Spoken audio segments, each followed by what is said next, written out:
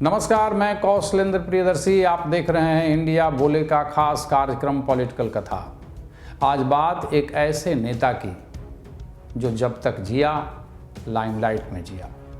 उसने देश की राजनीति के रंग को बदल कर रख दिया। वह कोई भी पद पर नहीं था, लेकिन उसके बाद उसका दरबार प्रतिदिन लगता था। वह किसी भी पद पर नहीं था, लेकिन उसके बाद देश के बड़े अफसरान उसे रिपोर्ट करते थे।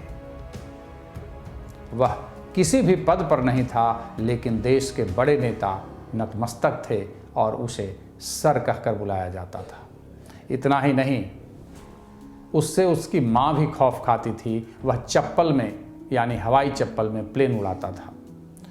लेकिन एक दफ़ा बिहार के दलित नेता कहे जाने वाले रामविलास पासवान, जिनका राजनीतिक जीवन काफ़ी लंबा है, वो अपने जब जवानी के दहलीज पर थे तो उन्होंने खुले तौर पर उसे संसद में चैलेंज कर दिया था। ये सारी कहानी सुनाएंगे, लेकिन पहले हम बताते हैं कि वो नेता था कौन। जी हाँ, कोई भी पद नहीं, लेकिन प्रतिदिन सरकारी दरबार लगाने का आदी था। प्रधानमंत्री तो उसकी माँ थी, लेकिन उससे कहीं ज़्यादा ताकत उसके पास था।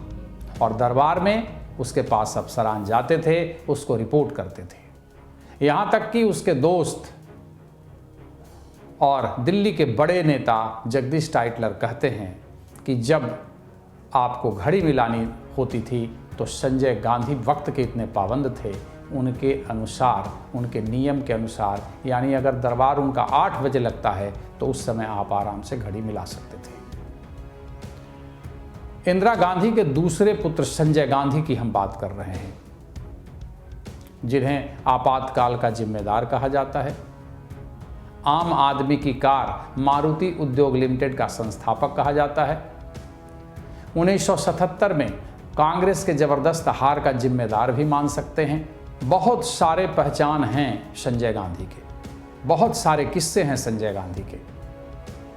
उनके मोहब्बत के भी किस्से हैं। कैसे उन्होंने अपने से 10 साल छोटी उम्र की लड़की मेनका गांधी से ब्याह रचाया, और जब उन्हें संतान होने वाला था, यानी वरुण गांधी का जन्म होने वाला था, तो डिलीवरी रूम में डॉक्टर के आदेश के बगैर वे घुस गए।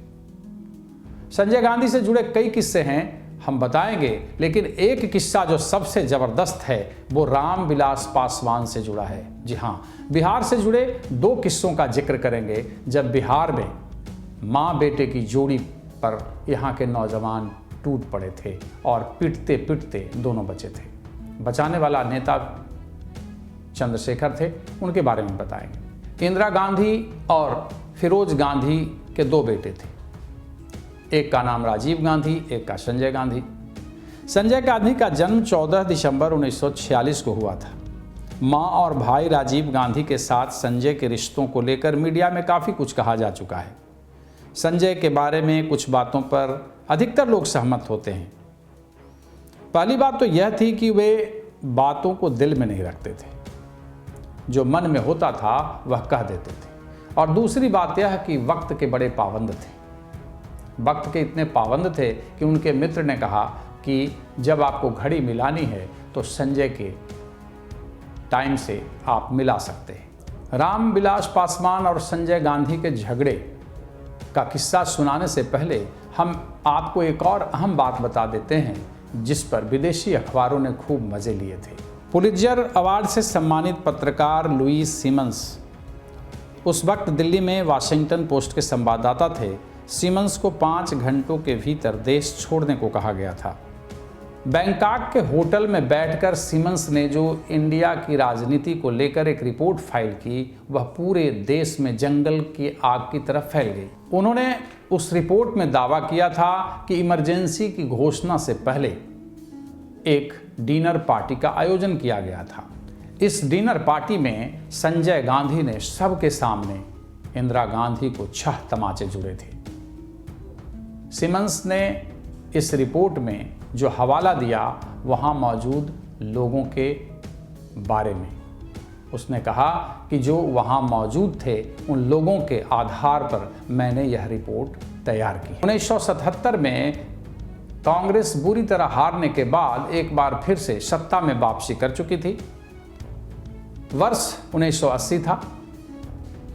संसद का बजट सत्र चल रहा था और संजोग से यह सरकार, या यूं कह लें कि 1980 में जो सरकार बनी उसका पहला सत्र था। इंदिरा गांधी की नई सरकार का पहला सत्र, और लोकसभा में लोक दल के नेता सांसद रामविलास पासवान की बारी आई बोलने की। रामविलास पासवान बिहार के बड़े नेता हैं, हालांकि अब स्वर्गीय हो चुके हैं, लेकिन कई दफ़ा वो संसद गए, दलितों के बड़े नेता के तौर पर जाने गए। उन्हें मौसम वैज्ञानिक भी कहा जाता था। संसद के पहले सत्र में लोक दल के नेता के तौर पे रामविलास पासवान संसद को संबोधित कर रहे थे। उसी दौरान सांसद संजय गांधी उन्हें लोकसभा चुनाव में मिले सबक को याद दिलाते हुए कुछ टिप्पणी कर बैठे। रामविलास भला इसे कहां बर्दाश्त करने वाले थे, और वो भी नौजवान थे।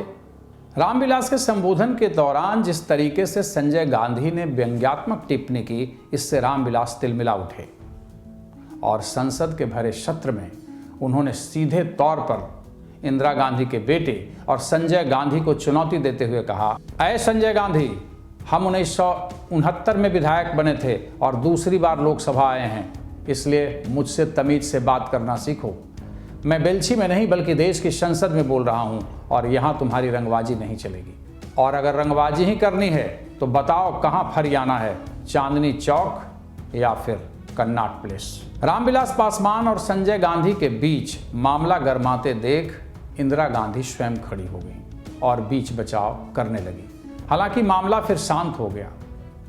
फिर रामविलास पासवान को और संजय गांधी को मिलाने के लिए इंदिरा गांधी ने बुलाया। इंदिरा गांधी ने विनम्रतापूर्वक रामविलास पासवान से कहा कि रामविलास जी, आप वरिष्ठ हैं, इसलिए संजय गांधी को माफ़ कर दीजिए। संजय तो नए संसद में आए हैं और उन्हें भी बहुत सारे संसदीय तरीके सीखने हैं, और आप लोगों से ही।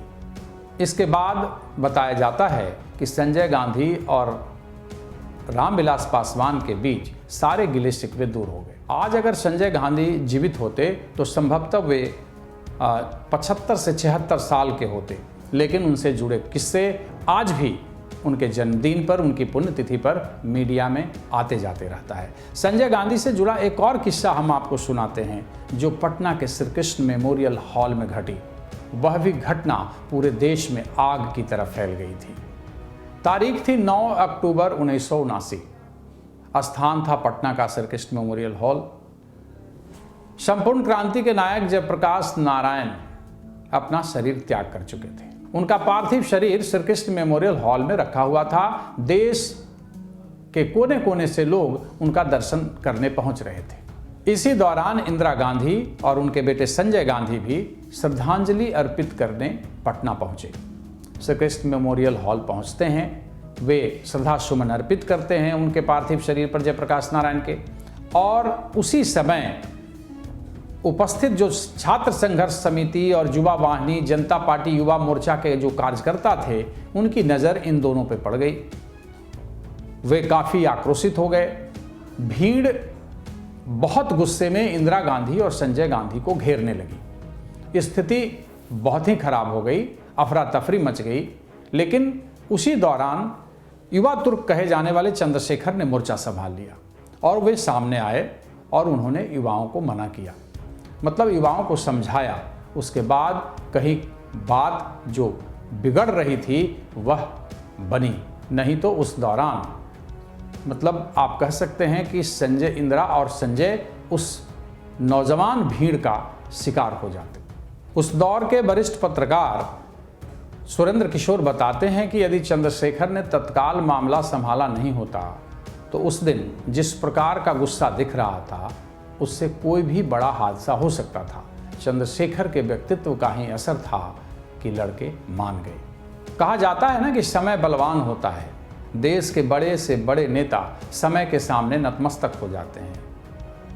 न्यूकमर यानी नए नए संसद में आए देश के कद्दावर नेता, जिसके सामने देश के बड़े बड़े नेता, देश के बड़े बड़े अफसर नतमस्तक रहते थे, उसे रामविलास पासवान ने कैसे सबक सिखाया यह आपने सुना।